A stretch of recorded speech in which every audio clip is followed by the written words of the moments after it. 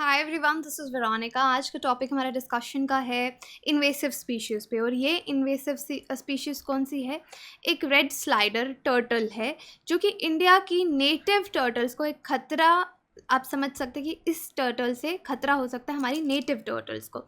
ये हम पूरी बात डिटेल में करेंगे कि इन्वेसिव स्पीशीज़ क्या होती हैं, किस तरह का खतरा ये जो नेटिव स्पीशीज़ होते हैं उनको देती हैं। ये हम डिटेल में डिस्कस करेंगे। कोई भी आपकी क्वेरी हो आप में से कनेक्ट कर सकते हैं सोशल मीडिया पे, because I feel together we can make a huge difference. चाहे फेसबुक पे, इंस्टाग्राम पे या टेलीग्राम पे।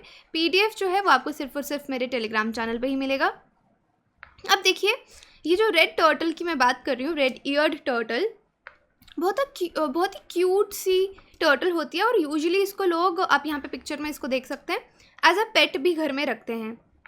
अमेरिकन टर्टल है, लेकिन इससे बहुत ज़्यादा खतरा है जो इंडिया की नेटिव टर्टल्स हैं जो यहाँ पे पाई जाती हैं। और स्पेशली हम नॉर्थ ईस्ट की बात कर रहे हैं।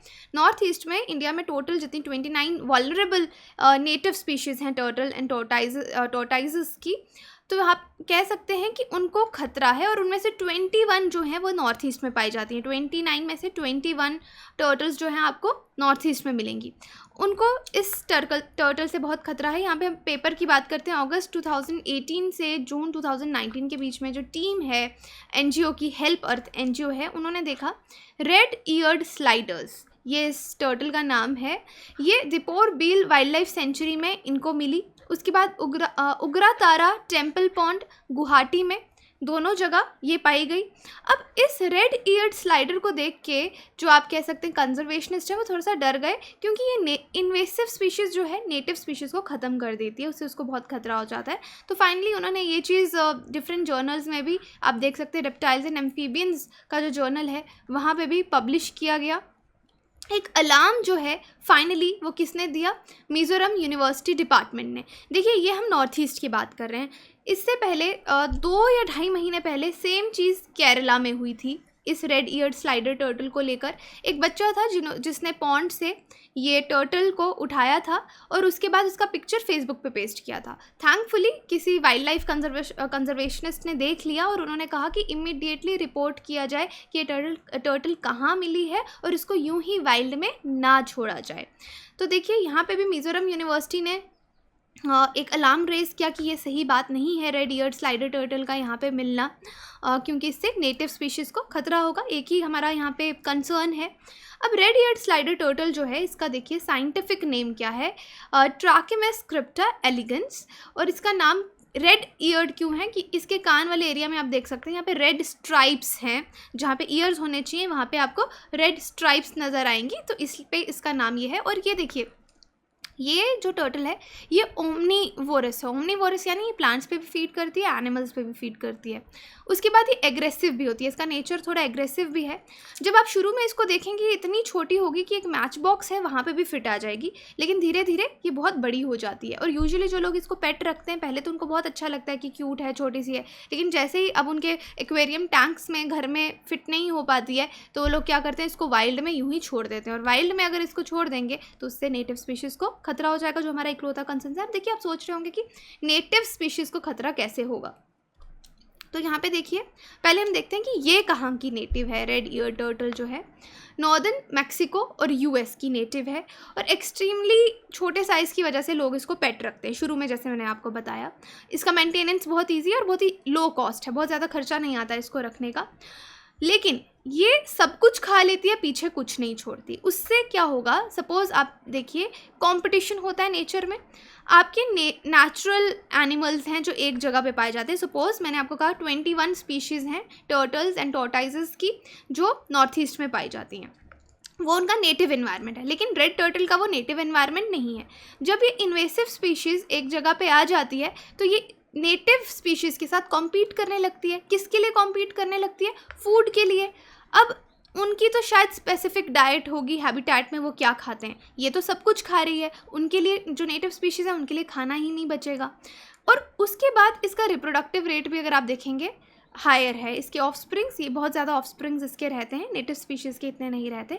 तो उस केस में इनका नंबर, जो नेटिव स्पीशीज़ का नंबर है, वो कम होने लगेगा, क्योंकि ये तो ओमनीवोरस है, कुछ भी खा रही है। और इनफैक्ट इससे एक और कंसर्न क्या है? एक तो ये नेटिव स्पीशीज़ के लिए कॉम्पिटिशन के माध्यम से हम कह सकते हैं कि ये खतरा पैदा कर सकती है। और उसके बाद कुछ रेयर एनिमल्स होते हैं पॉन्ड्स में, लेक्स में, जैसे रेयर फ्रॉग्स होते हैं, ये उनको भी खा जाती है रेड ईयर्ड स्लाइडर टर्टल जो है। तो इसलिए इससे जो नेचुरल बायोडाइवर्सिटी इकोसिस्टम है एक एरिया का, उसको बहुत ज़्यादा फ़र्क पड़ता है। इसी तरह से एक बार बर्मीज़ पाइथन था यूएस में, उसने एवरग्लेड्स का इकोसिस्टम पूरा तबाह कर दिया था। और इसी तरह से रेड ईयर्ड स्लाइडर से भी खतरा जो है वो फील किया जा रहा है। कर्नाटका, केरला की मैंने आपको एग्जांपल दी, गुजरात, यहाँ पे ऑलरेडी 33 नेचुरल वाटर बॉडीज़ में ये वाली टर्टल पाई जाती है और इसने इकोसिस्टम को वहाँ पे नेटिव एनिमल्स के लिए ख़राब करके रखा है।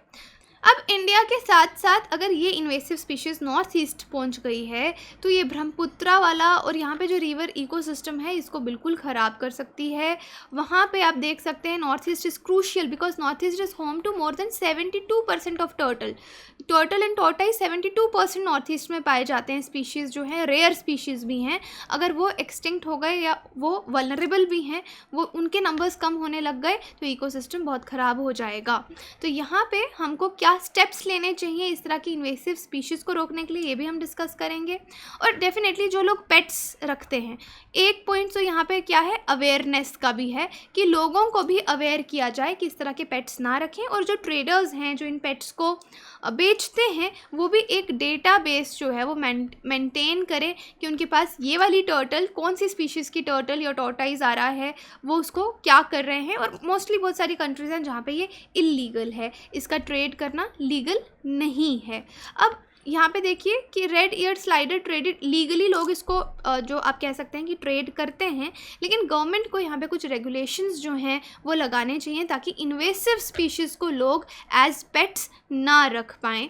और इनफैक्ट जो ये एनजीओ मैंने आपको बताया हेल्प अर्थ, ये भी इसमें काम कर रहा है कि रिपोजिटरी ये लोग क्रिएट करें इस तरह की इन्वेसिव स्पीशीज़ के लिए, जिसमें रेड ईयर स्लाइडर टर्टल भी हो सकती है, बाकी के पेट्स भी हो सकते हैं जो कि इन्वेसिव हैं, ताकि उनको वाइल्ड में ना छोड़ा जाए, एक रिपोजिटरी बनी रहे, वहाँ ये चीज़ें रहें, ये एनिमल्स रहें और नेटिव जो एनिमल्स हैं उनको इनसे खतरा ना हो। और डेफिनेटली देन अवेयरनेस का एक पॉइंट है, तो यहाँ पे आप डिफरेंट पॉइंट्स लिख सकते हैं वे फॉरवर्ड में, किस तरह का गवर्नमेंट को एक, पहले हम बात करते हैं कि रिपोजिटरी आप बना सकते हैं, दूसरा गवर्नमेंट को ऐसे रेगुलेशंस जो हैं ट्रेडर्स पे लगाने चाहिए, तीसरा अवेयरनेस लोगों को देनी चाहिए ताकि वो ऐसी इन्वेसिव स्पीशीज़ को पेट्स ना रखें। तो वे फॉरवर्ड में आप ये पॉजिटिव कंक्लूजन्स जो हैं वो दे सकते हैं कि इन केस किसी को वाइल्ड में भी अगर कोई कैच करता है इस तरह के एनिमल को, उसको जाके रिपोजिटरी में डिपॉजिट करवा देना चाहिए। तो एक बार आपकी नॉलेज के लिए साइंटिफिक नेम इसका बता चुकी हूँ, ट्राकिमस क्रिप्टा एलिगेंस। हैबिटेट इसका नेटिव है यूएस और नॉर्दर्न मैक्सिको। डिस्क्रिप्शन क्या है, रेड ईयर्ड क्यों, क्योंकि रेड स्ट्राइप्स हैं इसके, और पॉपुलर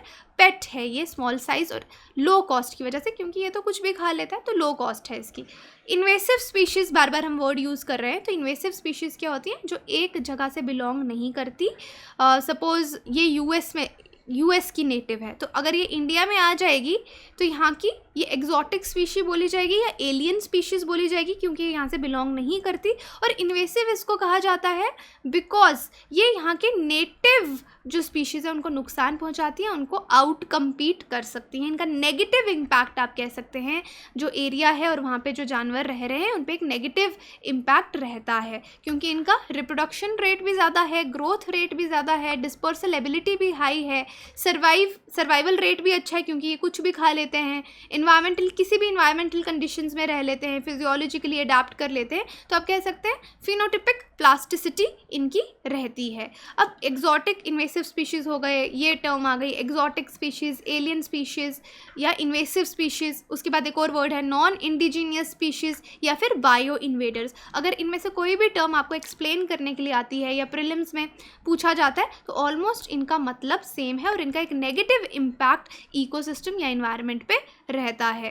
अब ये एक जगह से दूसरी जगह कैसे पहुंचती हैं, लोगों की मूवमेंट के साथ, या जो शिप्स आती हैं कई बार उसमें फंस जाती हैं, उससे आ जाती हैं, यानी movement of people and goods.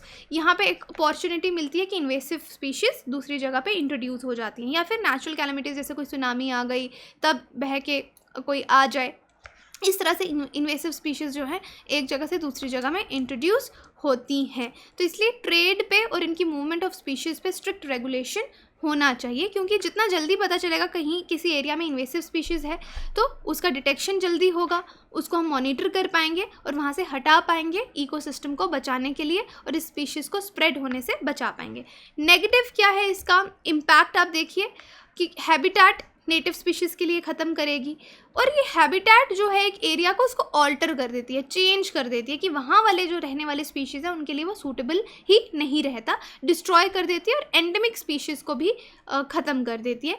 Human health पे भी इसका असर हो सकता है, क्योंकि इससे जो टॉक्सिन्स हैं, क्योंकि ये तो कुछ भी खा रही है, टॉक्सिन्स दूसरे रेप्टाइल्स को, एक्वाटिक एनिमल्स को जो डिजीज़ हैं वो ट्रांसफ़र हो सकती हैं। फिर हम सी फूड खाते हैं और सी फूड से ये ह्यूमन की जो फूड चेन है उसमें ये टॉक्सिन्स एंटर कर सकते हैं और बीमारियां जो हैं वो हो सकती हैं। तो आई होप आपको क्लियर है। रेड ईयर्ड स्लाइडर टर्टल के बारे में हमने पढ़ा, इन्वेसिव स्पीशीज़ के बारे में जाना और उनका क्या नेगेटिव इम्पैक्ट पड़ता है इन्वायरमेंट पे और ह्यूमंस पे। कोई भी क्वेरी हो आप मुझसे कांटेक्ट कर सकते हैं। बाकी हमारे कोर्सेज़ के लिए आप हमारी साइट विजिट कीजिए, एप्लीकेशन डाउनलोड कर सकते हैं सारी जानकारी के लिए। Thank you so much.